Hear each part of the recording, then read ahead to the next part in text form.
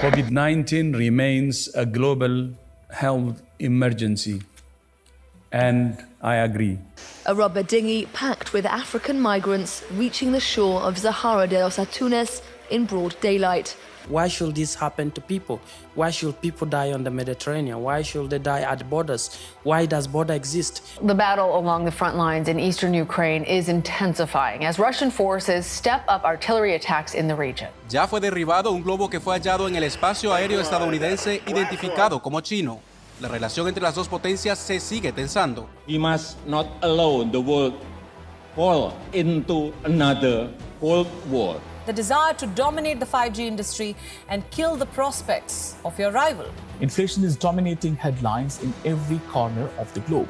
Now, from the Americas to Europe to Asia and Africa, prices of essential commodities, they continue to rise across the world. 193 millones de personas no tienen suficiente para comer cada día.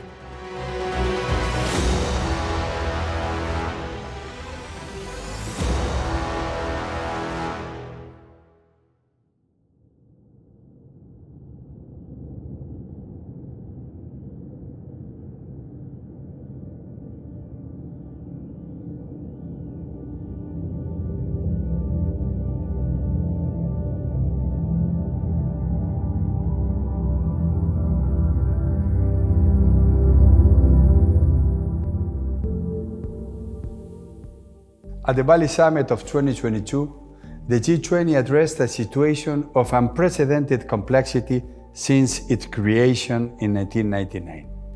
When the world was coming out of the pandemic, the arrival of war in Ukraine, the rise of food and energy prices, the resulting food insecurity, and the worsening climate crisis was to top it all off. During the innumerable dialogues and ministerial meetings leading up to the Bali Summit, the G20 struggled to find a shared vision of current global challenges, mainly due to disagreements over the situation in Ukraine. Many doubt the G20's ability to articulate a common outlook on the immense challenges that the world faces today as it confronts geopolitical rivalries and increasing fragmentation alongside overlapping crises. The world is becoming more fragmented, less cooperative, more uncertain. We are navigating in more turbulent waters than ever before.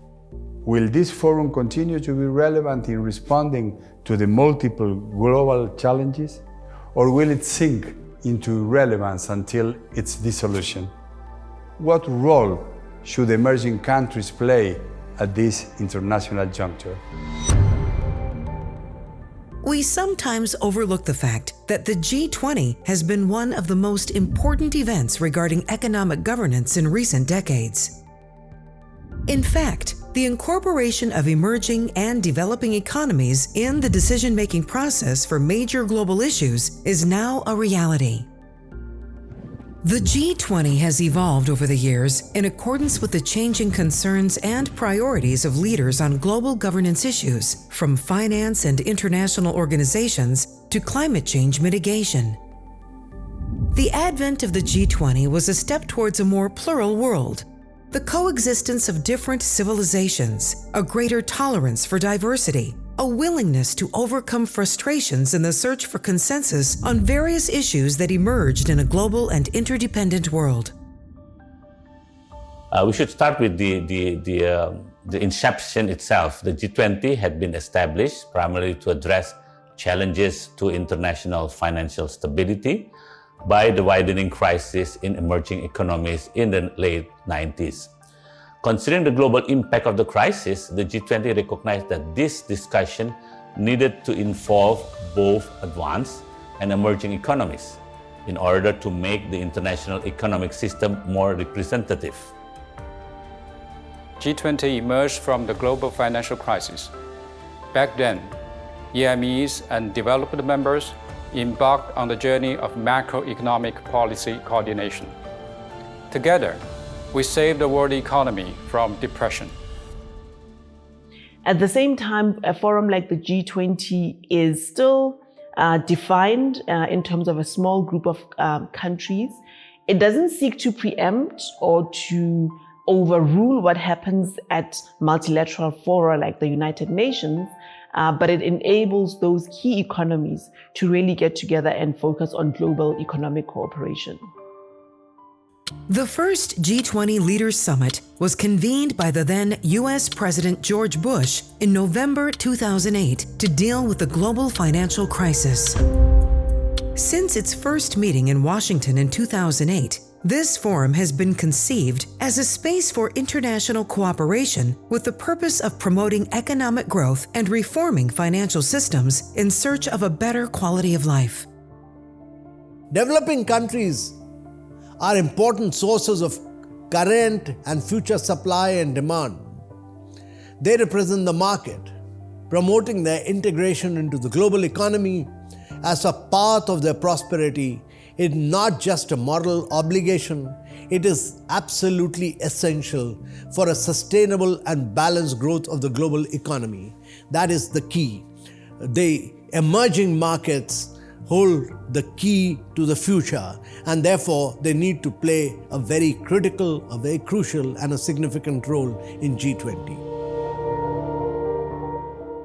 The G20 has evolved to become one of the most strategic international fora of global cooperation for developed and developing countries. We contribute permanently to shaping solutions to present and future systemic crises. The institutionalization of the G20 in 2008 at the leaders level was a clear recognition of the increasing economic and political relevance of emerging countries in the global economy. The world has changed enormously since then.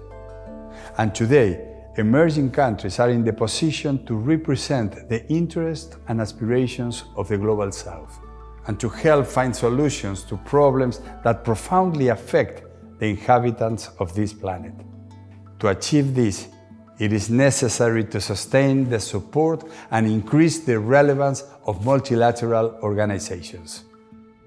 The G20 defined itself then as a mechanism for economic coordination and by its own decision.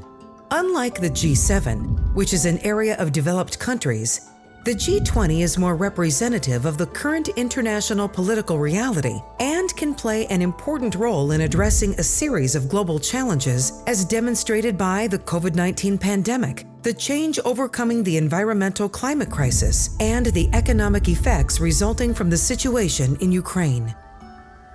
Its inception indicated that the G7, represented entirely by the developed world, was actually insufficient in addressing cross-cutting global issues.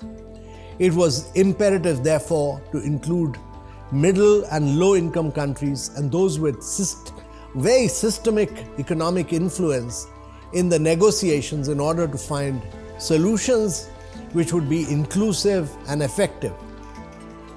The main difference between G7 and G20 is precisely the inclusion of emerging economies in a major leading platform of economic and financial cooperation.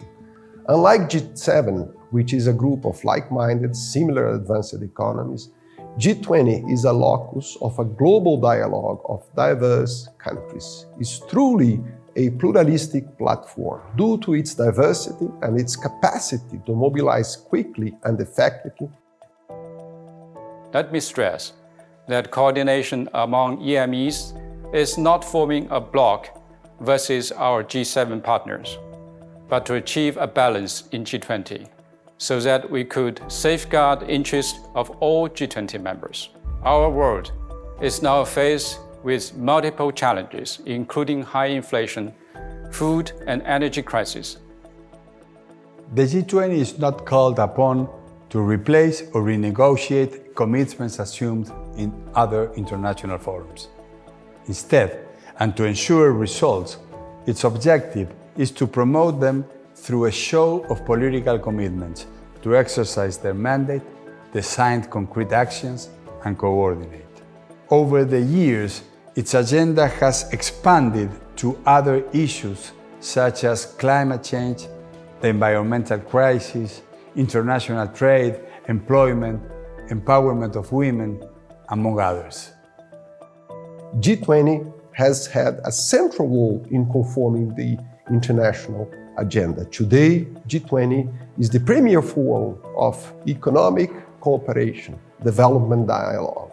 The most recent example of G20 ability to act swiftly has been the response during the pandemic, in which G20 took actions both to help the development and deployment of vaccines, medicines, and diagnostics, such as the ACT acceleration, and also to address the economic downturn caused by the pandemic and a series of crises, security and food crisis, for instance. Shortly after the COVID-19 outbreak, EMEs pushed for G20 collective actions to catalyze global pandemic response. EMEs stand for development and progress. In G20, we always prioritize global development, inclusive growth, and global economic governance. Because of G20 process, the voting power of developing countries in the IMF and World Bank increased by 6 and 3.7 percentage points, respectively. EMEs stand by fairness and justice. To accommodate the concerns of EMEs, G20 agenda setting and decision-making are based on consensus rather than domination by a single country or group.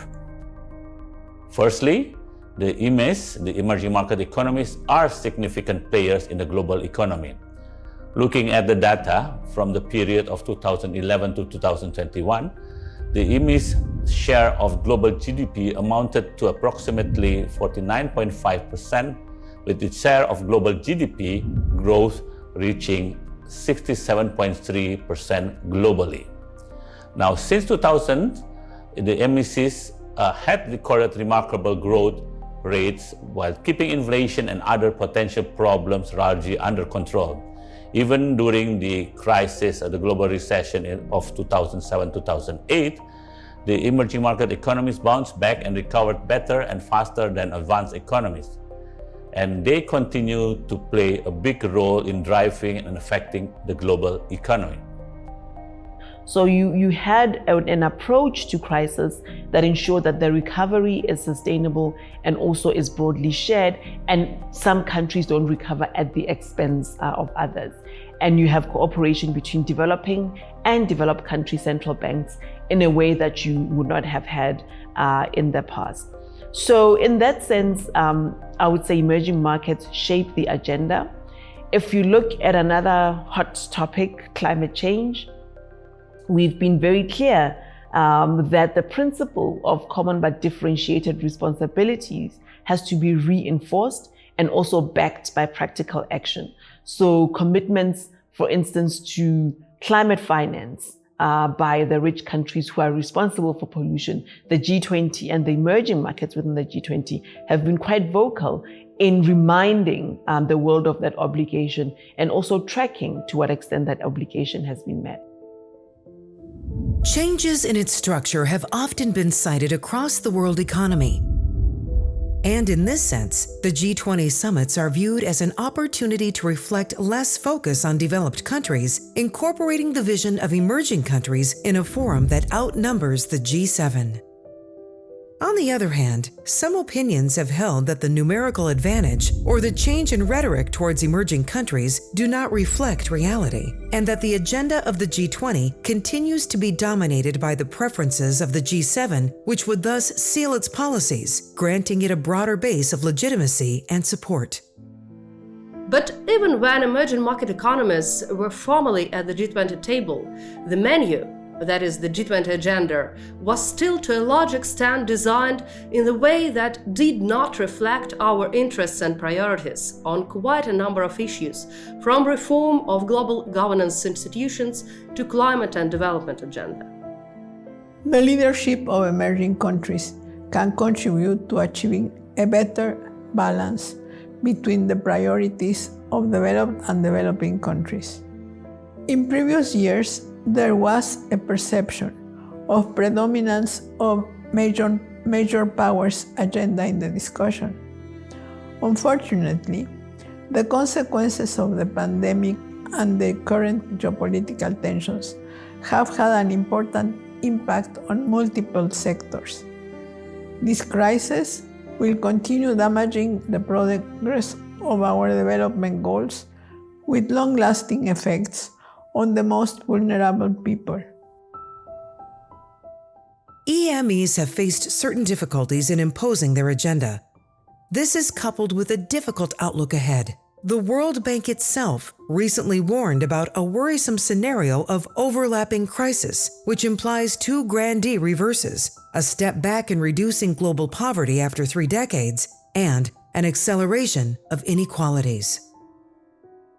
To say we are falling behind on the Sustainable Development Goals on the 2030 agenda. We are not on track to meet most of those. Obviously, we can see challenges to food security. We can see challenges to access to energy. We see women have fallen behind in labor markets during the pandemic. So there's so many items on the SDG where we went with it with a lot of ambition, but now we have to make sure that we get back on track. Much has been done over the past 14 years. Emerging market economies initiated the reform of the International Monetary Fund and the World Bank. But while their quotas and voices have been eventually reviewed, the quota formula and the governance system of both organizations in general still deserve further reform. The G20 finance, development, climate and trade agenda has long been dominated by developed countries' approaches and needs, and it is the only in recent years, couple of years, that we have achieved a true balance of views in the G20 leaders' declarations. The Bali summit demonstrated that it is the emerging market economies who take a lead and safeguard the G20's role of a premier forum for international economic cooperation. The G20 risks losing relevance as a primarily financial institution, considering that most of the dominating topics today are centered on geopolitics and security. In addition, a general governance gap is emerging across the global economy and the provision of public goods, given that large powers are consumed by geopolitical rivalry. The COVID-19 pandemic and now the conflict in Ukraine have instilled a sense of hopelessness, largely due to the wearing down, if not the lack of, international solidarity. And multilateral organizations have been highlighted, especially for a lack of adequate response. As recently demonstrated by positive outcomes of the Bali summit last November, the role of emerging countries was key to reducing geopolitical tensions between big powers. Our commitment to international peace, stability, and prosperity has been confirmed with the adoption of a sound and robust G20 Leaders Declaration. Diplomacy and dialogue must always prevail. In this context, we hope that EMEs will stand together and work together for a stronger G20, for more inclusive and world economic recovery and sustainable development. Until now, the G20 agenda has primarily focused on the problems of the developed world rather than on the specific, urgent challenges of emerging economies and developing countries. However, in the years to come, the successive presidencies of India, Brazil, and South Africa can launch a new perspective that prevents the agenda of this international forum from being reduced into a mere recycling of the one won by the G7. The Troika, followed by the South African presidency, will provide G20 the unique opportunity to look at development from the perspective of the developing countries whose share in global market is growing and expanding. And that would turn the tables in many ways so that we can have a very fruitful discussion on issues concerning both the developed and the developing world. Having the presidencies being held by the emerging market economies clearly means that we are able to set the agenda for the work and priorities of the G20, especially in support of the developing countries. You can see this clearly reflected in our team, the Indonesian presidency team and priorities, which we have set out, which is recover together, recover stronger. To achieve these goals, emerging market economies must not only voice their views, but be active and persistent in promoting them. It means to be at every table and form the menu ourselves.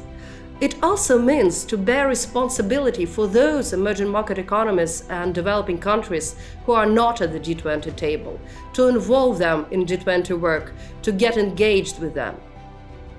I take great courage from the fact that India has invited Nigeria, Egypt, Mauritius, might be missing, and obviously Bangladesh and others outside the African continent. But just when we look at the African invitees, we're seeing a greater voice for the continent in the G20, which has also been an important issue for us as South Africa, that we don't want to be the only ones around the table. When India takes over the presidency, it is not speaking the voice of India alone. It's speaking the voice of the Troika, it's speaking the voice of the emerging markets. It's speaking the voice of also the global South. The emerging economies leading the multilateral forums actually allows us to make a case for global South-sensitive globalization. It is a model of globalization that shifts from a self-centered to a human-centric approach.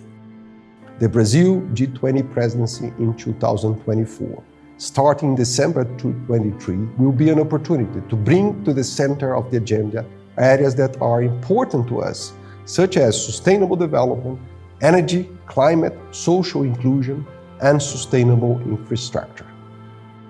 So, the coming Troika opens an unprecedented continuum of emerging countries at the helm of the forum that could, at long last, shift world attention to the needs of countries in the global South. With this, we will take a big step to be able to generate consensus and face the different problems that await us in this uncertain world.